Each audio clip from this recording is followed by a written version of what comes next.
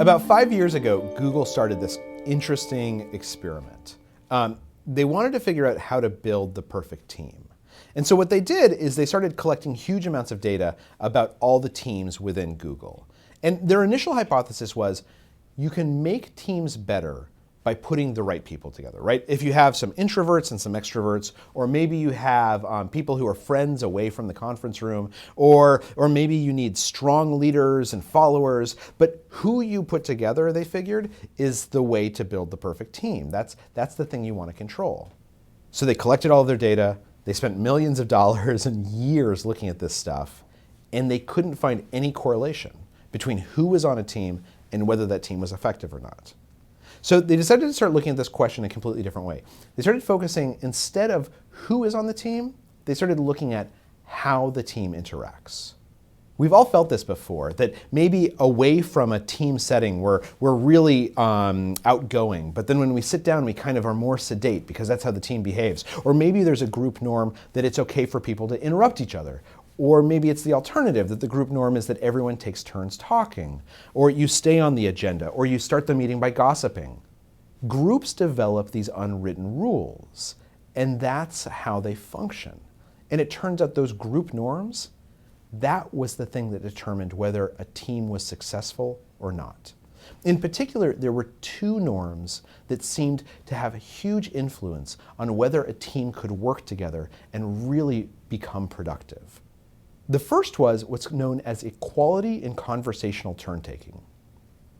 What this basically means is, does everyone at the table get a chance to speak up? We've all been in team meetings where half the table is quiet, right? Maybe some expert is in the room, and when a question comes up, they just talk for 10 or 15 minutes and they tell everyone what they ought to do. That might be really efficient, but that's terrible for a team. The best teams, it turns out, are ones where everyone at the table, regardless of whether they know what they're talking about or not, feels like they have an opportunity to make their voice heard. The second norm, the second behavior that makes groups more effective, is what's known as high social sensitivity. Essentially, can I pick up on how you're thinking and feeling based on nonverbal cues? If you've got your arms crossed, do I say to you, hey Jim, it looks like you're kind of like not super into this idea. Can you tell us about that? Or if you look super enthusiastic, do I say, Susan, you look really like you like this idea. Like, tell me what you think we should do next. The way that we encourage equality in conversational turn-taking and high social sensitivity is sometimes by doing these things like gossiping with each other, or allowing someone to talk even if maybe they're not an expert on a topic, or getting to know each other in a way that if someone takes the conversation off agenda, we say, hey, I understand that this is important to you, go with it for a little while. In other words, the teams that at a glance look most productive oftentimes aren't. But if you can create this conversational turn-taking, equality of voices, if you can convince people to really listen to each other by being sensitive to the nonverbal cues we're giving off, then you create psychological safety. And psychological safety is the single greatest determinant in whether a team comes together or whether it falls apart. One of my favorite examples of psychological safety and a team really coming together is the early days of Saturday Night Live. So when you think about it, Saturday Night Live never should have worked, right? You have a bunch of comedians who are kind of misanthropes to begin with, and they're all kind of egomaniacs. And yet, for some reason, when Lorne Michaels put them in a room together, everyone was willing to kind of get along. They were willing to put aside their ego and create this amazing show together. Not only an amazing show, but a show that was put together under these incredible time pressures, right? They have a week to put together a live show. And when I talked to the early writers and performers on Saturday Night Live and I asked them why this happened, all of them said the same thing: because of Lorne Michaels. So Lorne Michaels has this very unique way of running meetings. He sits down and the meeting starts, and what he'll do is he'll make everyone go around the table and say something. And if someone hasn't spoken up in a little while, Lorne Michaels will actually stop the meeting and he'll say, Susie, I noticed that you haven't chimed in. Like, what are you thinking about right now?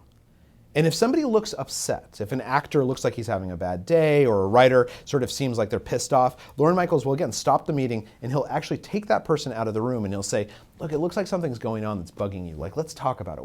What's happening in your life? Now, what's crazy about this is that this actually makes meetings kind of go on forever. And Lorne Michaels is like known for being productive, right? He's known for this person who creates these amazing shows and is doing like 12 things at any given time. But the way he runs meetings is that he makes sure everyone in the room has something to say. And if you look like you're thinking something and not verbalizing it, he makes you verbalize it, or he takes you aside and he says, what's going on with you? Like, why are you upset, or are you happy?